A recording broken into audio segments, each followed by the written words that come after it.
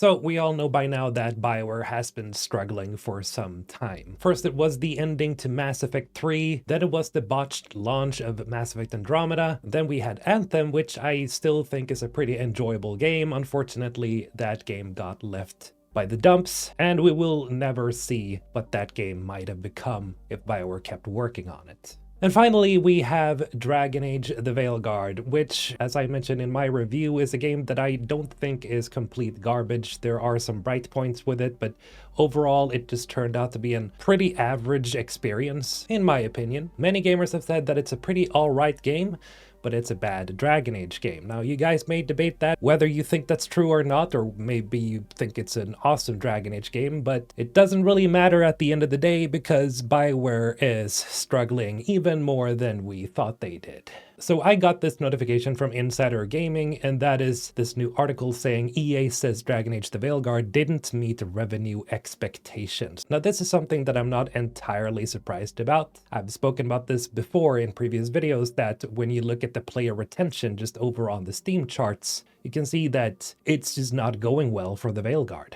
Especially so if you compare it to something like Baldur's Gate 3, but then again, Baldur's Gate 3 succeeded in ways that other games never have, so maybe that's a bad comparison point. Still, as we speak, there are about 4,000 people playing Dragon Age: The Veilguard, and when it launched, it had a huge drop-off with a max player count of 60,000 over on Steam, which was not very good. In any case, Insider Gaming actually links to this official article by EA, so this is not a leak, by the way. This is not just something that came out from some other source. This is actually something that EA just published from their preliminary results. So if we pop on over there, we can see that they had some problems not only with Dragon Age, but also with FIFA, it would seem. In any case, they do mention Dragon Age here. They say separately, Dragon Age engaged approximately 1.5 million players during the quarter, down nearly 50% from the company's expectations. Dragon Age: The Veilguard essentially reached 1.5 million players, which is half of what they had expected at EA. That is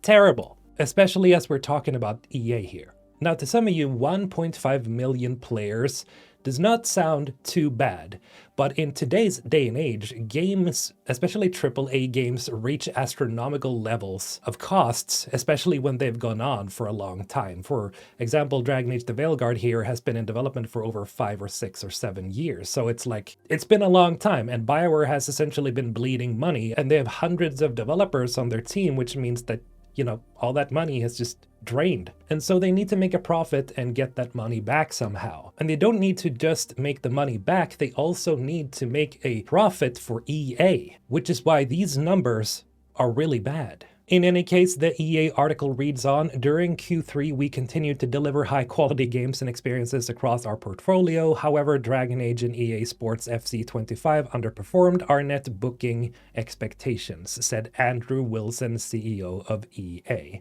So it's not just Dragon Age, it's EA Sports FC 25 too, so there seems to be a dip just in revenue overall for their games, but 50%, that's quite a bit. Now again, I'm going to use this as a comparison point either way.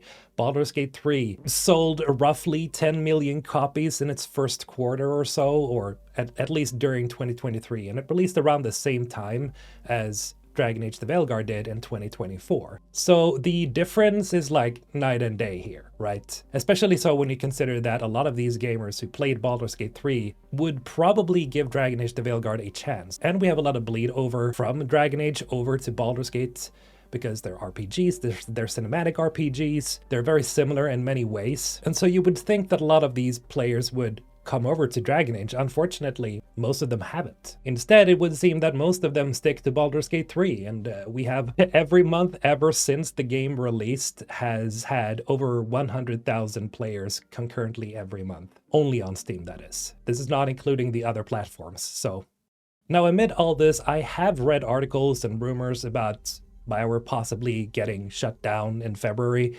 I'm not sure how much credence I could lend to that because I haven't heard anything myself. I'm just seeing this from the sidelines just like everybody else. But at this point, it wouldn't surprise me, honestly. At this point, I think I'm just bracing for the moment when that impact comes.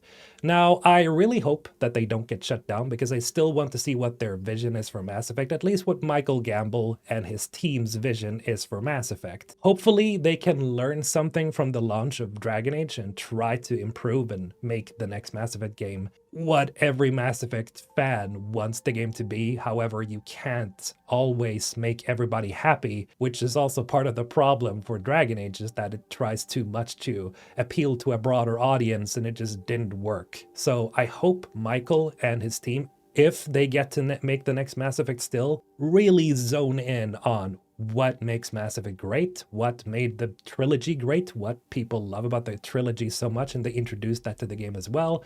I'm not saying they should just repeat everything that happened in Mass Effect and just redo the entire thing and just come up with no new ideas. I'm saying that they just need to make the next game a sequel on the first, the second, and the third game. It has to be a true sequel, basically, when it comes to graphics, when it comes to gameplay, when it comes to characters. It has to just be better. But at the end of the day, now we just don't know if that's ever going to happen.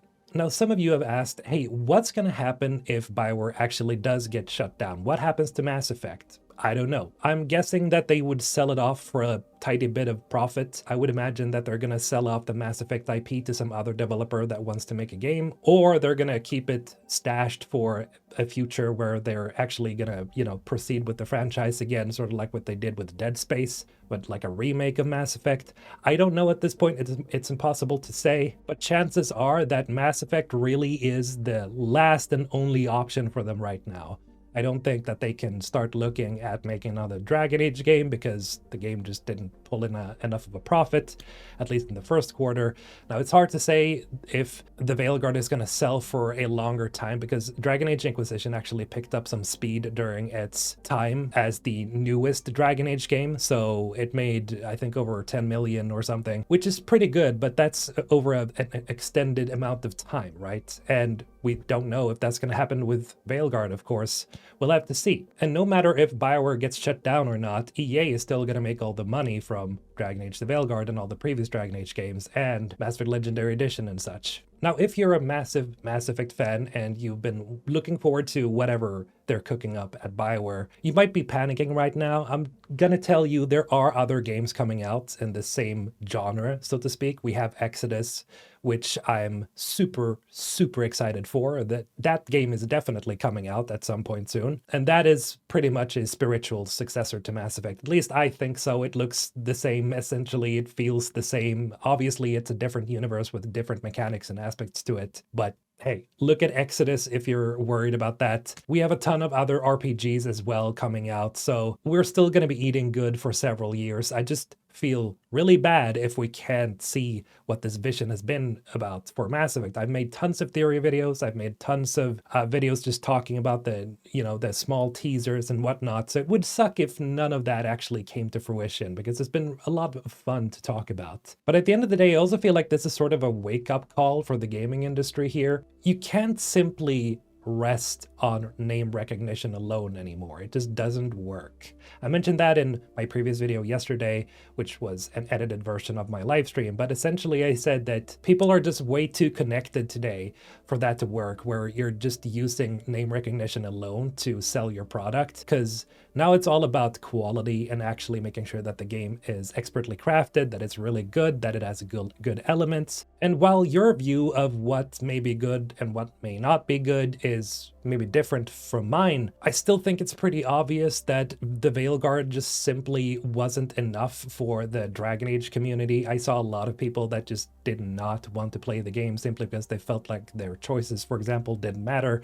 That whole shebang surrounding the choices not being imported to the next game, that was a pretty big hit. Then there's been several other things developing throughout the news cycle for Dragon Age, so there just simply wasn't much noise surrounding it. Well, there was noise, but it was mostly negative. So at the end of the day, I think a lot of studios and publishers are seeing what's happening across the gaming industry, and I hope they learn a thing or two. But knowing the gaming industry, they're just gonna course correct and do something that's equally as bad, and then we're gonna get a situation like this all over again. I'm sorry to be the bearer of bad news here. Again, we still have to see what happens with BioWare. Maybe they get to stay up and make the next Mass Effect game. It's my hopes that they do get the chance to do that because I still want to talk about the future game. I still want to see what it's all about. I want to see if BioWare can do a reverse and make something extremely successful for once, like the good old days. But that's going to be it for today. Thank you for watching this video, and thank you to all my